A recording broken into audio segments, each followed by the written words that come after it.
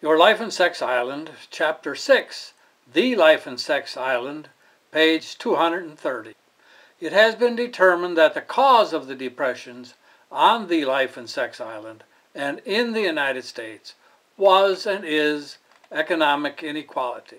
We have discussed some methods that have been tried to correct that terrible injustice.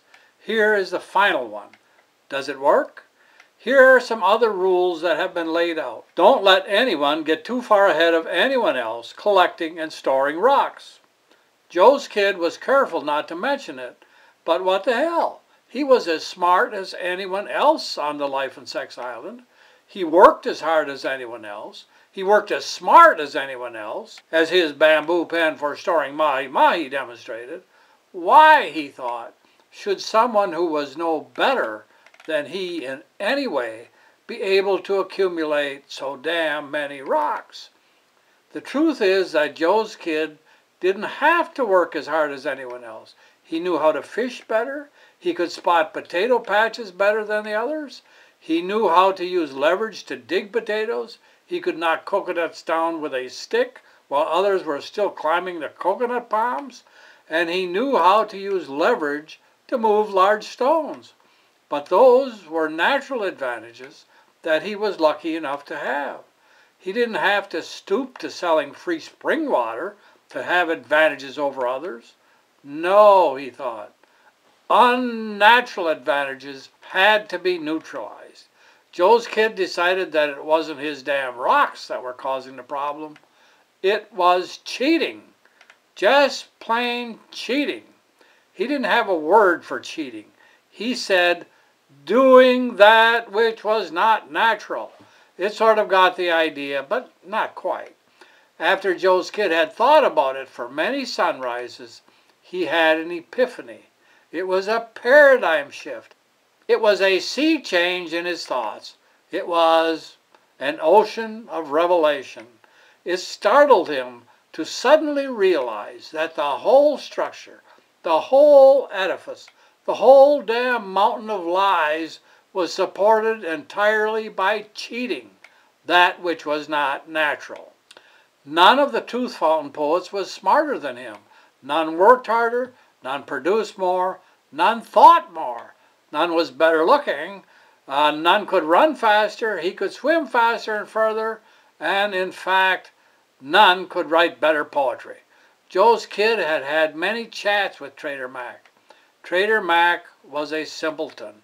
He, Joe's kid, hadn't noticed the incongruity because of the tooth fountain poet's constant haranguing lies about how Trader Mac was a damn genius and that mahi-mahi shit about his penis. It was all lies and cheating. Selling free spring water. Selling free spring water? All of Trader Mac's advantages, all of the huge inequality, all of the misery that had caused, all of the madness, all of the death was caused by lies and cheating. It suddenly amazed him that he could have been so busy fishing and gathering that he let the constant buzz of the Truth Fountain poet's lies enter his head uncritically. Wow, mahi-mahi shit. But it was one thing to peel the skin back on a fish and find that it was full of worms, and quite another to make the fish well. Joe's kid knew several things. He would need to form a committee of a large majority of the Life and Sex Islanders. He would have to do it in absolute secrecy, because if any of the Truth Fountain poets or any of Trader Mac's intimate companions found out about it, he, Joe's kid, would be ostracized, or far, far worse. But now that he was absolutely certain of the cause and cure, he had to chance it, and he had to begin. He knew speed was of the essence, because the longer he took, the more likely he was to be found out. Joe's kid's quest went well. Early one dawn, the committee held court and forced Trader Mac and all of his intimates and co-conspirators to attend. Oh, they, Trader Mac's crew, were not quiet. They howled. They quoted every ancient hoary horror story, twisted to turn their tail and to tar Joe's kid's tail, but the committee prevailed. The new rules of the life and sex game on the Life and Sex Island were to be simple. 1. Trader Mac continued to own the water from the free spring. 2. Trader Mac could charge anything that he wanted for the free spring water. 3. Whenever anyone's pile of rocks became 5 times more than the smallest pile of rocks, the owner of the largest pile had to distribute from his pile until it was no more than 5 times larger than the smallest pile. Things, the economy, never again became unbalanced and collapsed. Never again. How could they? How could it? It was physically and economically impossible. Time is a wonderful thing. I don't know if this is part of the relativity that Professor Albert talked about or not. Never maybe becomes maybe. Things never became unbalanced as long as things didn't change back. But as we know, change happens. The Truth Fountain poets could observe, like everyone else, that the new system didn't let things, the economy, become unbalanced, top-heavy, and tip over. But the Truth Fountain poets could observe, but choose not to observe. They could, but they didn't. As Yogi might have said, it is amazing what you can see if you look, but it is more interesting that you don't have to see if you don't want to. They did not observe, or did not see, or did not care. Who knows? Maybe they just didn't like working like everyone else.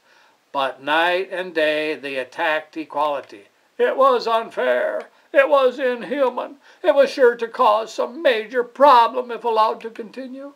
Equal opportunity, not equal results, they shouted. It was unjust. Who was going to create the jobs if Trader Mac couldn't accumulate piles of rocks? Who was going to make investments in the future? They would all just stagnate.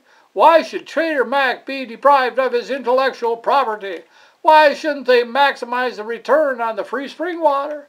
Look at all the jobs that were created. If Trader Mac had money, he could spend and everyone would benefit.